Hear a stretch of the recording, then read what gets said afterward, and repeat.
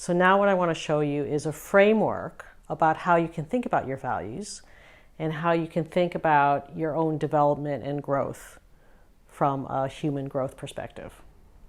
So what Barrett did was he took Maslow's needs and he mapped our needs to our values. So whatever our needs are reflects our level of consciousness. So I'm going to explain this with the 7 levels framework. So if we have values at level 1, remember the need that's driving this level 1 values is the need to be safe or to be in control, because we're trying to get this physiological safety need met. So what we might value at a personal level things are things like health, having enough money, finance, just enough to live. It's really at an existence level. So we might have health, but it's more about that I am healthy and disease-free rather than I have well-being, which is a higher level. But if I'm so worried that I might not be safe or I might not exist, then the potentially limiting values that are in red might show up. So I might be insecure. I might be insecure around my job. I might be worried about money. I might be worried about paying the school bills. But if I'm so worried about it with the belief there isn't enough, or I need to control in order to be safe, then these potentially limiting values come out. And most of them are unconscious. At an organizational level, level 1 consciousness is we need to make enough money to exist, right? So our P&L just can't be in the red. We have to actually exist in the black. If we value things like employee safety, but it's just like from a compliance perspective, it's not a higher level of safety. If we're so worried about having enough money or existing as an organization, you can see that we end up controlling. One of my pet behaviors. Now, I really never noticed that my need to control was connected to my need to be safe. We might have chaos and caution or short-term thinking, but it's coming from the level of consciousness that I have so much fear about actually not existing. Okay? So once we have this need of being safe, and typically each level is kind of our first 10 years. So our first 10 years of actually just existing and making sure that we're safe. So once that need to be safe is met, a human being in an organization move to the next level of consciousness, which is focused on relating and just connecting. And the need here is to belong or to be part of a tribe. And typically this need has developed in our high school years when, you know, I want to be part of the group, or I'm popular, or I'm excluded. So the big thing here is, do I feel loved and do I feel I belong? And am I looking externally for that? Right? So most people at this level of consciousness are looking for acceptance from outside in order to get that need met. So I might value things like family and friendship. It's all related types of values. If I'm worried about not belonging, at some level feel, maybe based on a life experience, I don't belong, or I told you my story where I felt like nobody cared about me, then my potentially limiting values come out around, maybe I'm not good with conflict, I might be excluding people. I just realized I'm excluding people because I felt excluded, yeah. And I might be intolerant. So at an organizational level, remember, we have base level existence. It's like the foundation of a house. We need to exist and have foundations, and the next level is we actually need people. So in an organizational level, it's just basic dignity and respect. And actually, that's the biggest thing that comes out in these surveys is the lack of dignity and respect. It's a very basic level need at level 2. So the other things is not only do we need people in the organization, but we actually need clients and customers. And often this could be the biggest blind spot. Or we have customers and it's a win-lose, right? I need you to get my needs met. I mean, think about the relationships you have with people in the organization or with your clients. What's the mindset that you hold? Is it, I need you in order to get my needs met? Or do you feel that it's coming from a place of equality, of dignity and respect, in which case that would be a higher level of consciousness? So the need here is, I am loved, I belong. And can you see, if you don't feel that at a deep level, potentially limiting behaviors come out. So the leader, I didn't say here, the leader here is the crisis manager, which is fantastic at crisis, because then they can control and they can be really good in those situations. But you know those type of leaders who, even if there's not a crisis, they'll make one, right? Level 1 consciousness. Or even think about like the GFC, the global financial crisis happens, a number of people go back to level 1. Or there's a big restructuring in the company. How many people go to level 1 consciousness? Because at the base of their belief, maybe I'm not safe. Level 2 is relationship manager, but again, the win-lose. I need you in order to make my budget or, to win. So if we have these levels met, the third level of consciousness is around self-esteem and performance. So the need here is to be worthy. I'm enough. So therefore I value things like performance, success, ambition. Developmentally, it's actually in your 20s and 30s, it's the time for you to become capable at something, is to have a skill. So the positive side of this is I gain some skill and competence. But if my whole identity is based on being enough, if my whole image is based on performance and success, then my potentially limiting values or behaviors of arrogance, perfectionism, workaholic.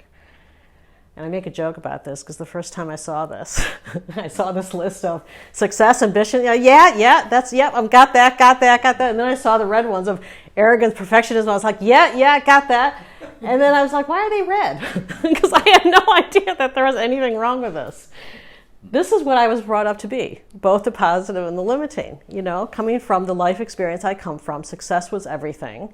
I was never told that was wrong. Or I shouldn't say wrong. It has its limited sides to it. At an organizational level, it's the same thing, that we're focused on performance and success. So don't make it wrong, because it's very foundational. It's a really important thing to execute and perform. But if our whole organization is based on performance and perhaps have a blind spot at 2 of relationships, then this will be unsustainable. So organizationally, efficiency, productivity, implementation, quality, pride, fantastic. If our whole identity, and it's coming from a not being good enough, right? Then the potentially limiting values like cynicism and hierarchy come out. The leader here, I like to call the expert, right? My whole identity is built up into me being the expert. Now these experts become leaders, and what happens? What happens when experts become leaders, potentially? They try to control everything. They try to control everything, exactly. So the need here, if you have this in a solid way, I am enough, right? Now, how many people here can say I am enough? I feel some big, deep breaths come in, right? So what happens is, in terms of levels 4 to 7, is what Barrett's done is, what Maslow says is, if we get these needs met, a human being wants to self-actualize. And so what Barrett's done is he's explained what self-actualizing means. So the 4th level is transformation. And this doesn't always happen. So what happens for many of us is there comes to be a point in our life where we say, what got me here won't get me there. How many of you have had health scares, wake-up calls, crises of sorts, right? And how many of you, as a result of it, have actually shifted your perspective or way of being, right? So what you know is that if you've been through transformation, your personal values really shift. Because 1 to 3 is all about me. Me. I have to get my needs met. Because it's coming from an unmet need. Level 4, it takes courage to step aside from your socialized self, from my conditioning. Levels 1 to 3, I'm doing what I'm supposed to do. The shoulds, have to, must. At level 4, something happens that forces us or awakens us to break away from the conditioning. And it takes courage. And it takes personal growth and balance to become important to us. Level 4 is when we stand on the balcony And we look at that and we say, you know, what's in the way? What are my fears? Level 4, you have the skills to actually transform unmet needs or upsets into opportunities. Level 4 is really asking for feedback. And ultimately, a solid level 4 is I am accountable. I am accountable for my part in this. Levels 1 to 3 can be victim and blame, or below the line, as we say. And level 4 to 7 is above the line.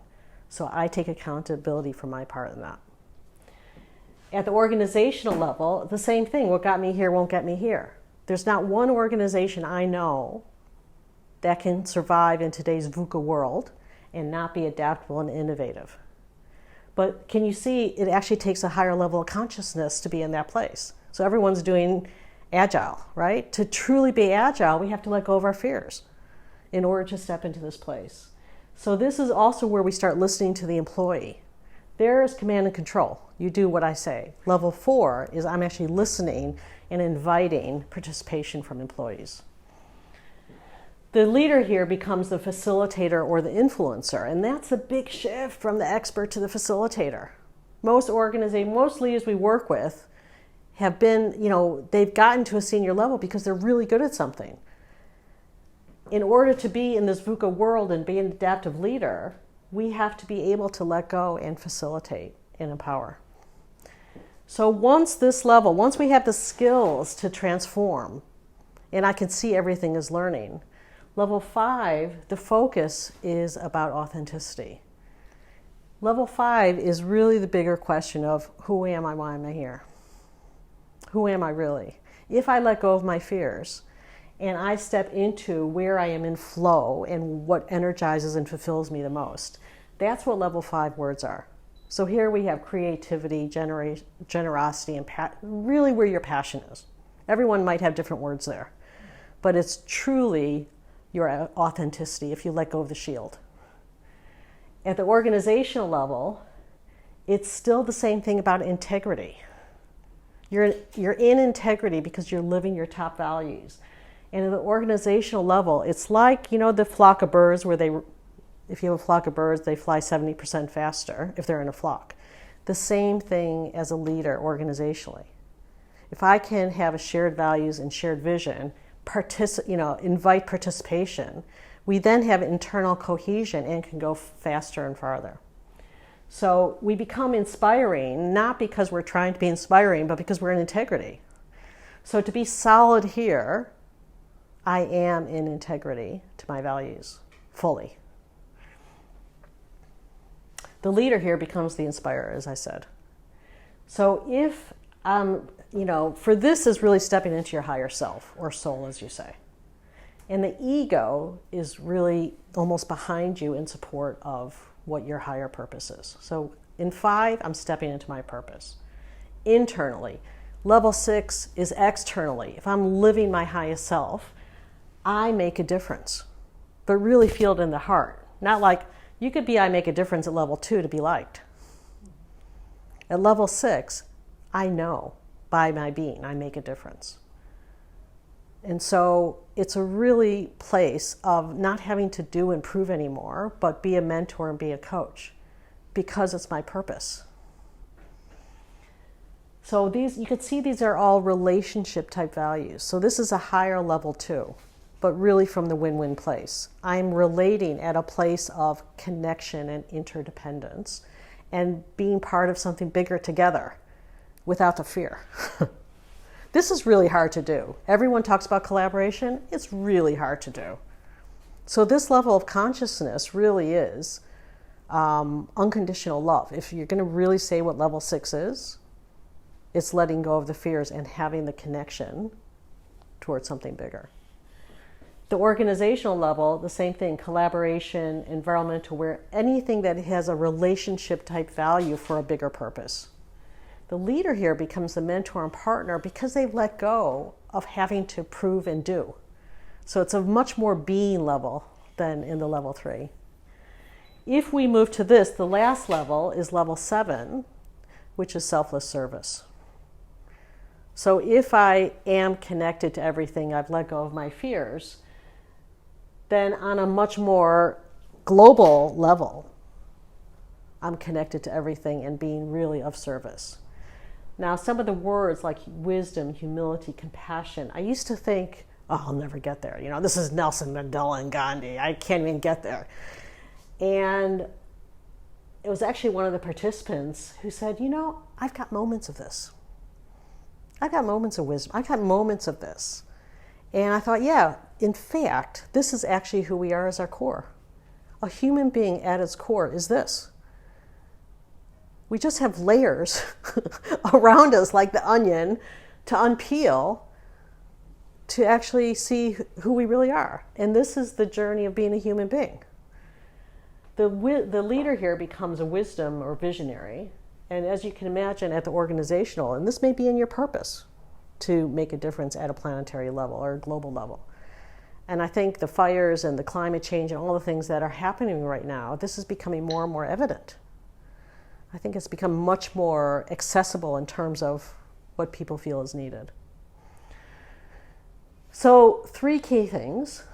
Level 7 is not better than level 1. Right? How many nonprofits and hospitals and caring professions do we know who have no money? So don't put level 6 and 7 up on the pedestal unless it's fully integrated. Okay, so 7 is not better than 1. A really healthy organization and leader is integrated. Solid 1, I am safe. Solid 2, I am loved, I belong. Solid 3, I am worthy. And solid 4, I take accountability for everything that's happened in my life and moved it from victim to mastery. Can you imagine how powerful that is? And that's what the work is. So this course is a level 4 course, giving us the skills to get a solid 1, 2, 3, and 4, and to step into a purpose. So level 7 is not better than level 1. High-performing organization is full spectrum, meaning I have the consciousness to solve a problem at any level of consciousness that's needed. So for example, working at a bank recently, I'd probably say most of the leaders were, let's say, 3 trying to go into 4, and then they went in a big restructure, right? Big cost cutting. Guess what happened? Most of them went to level 1.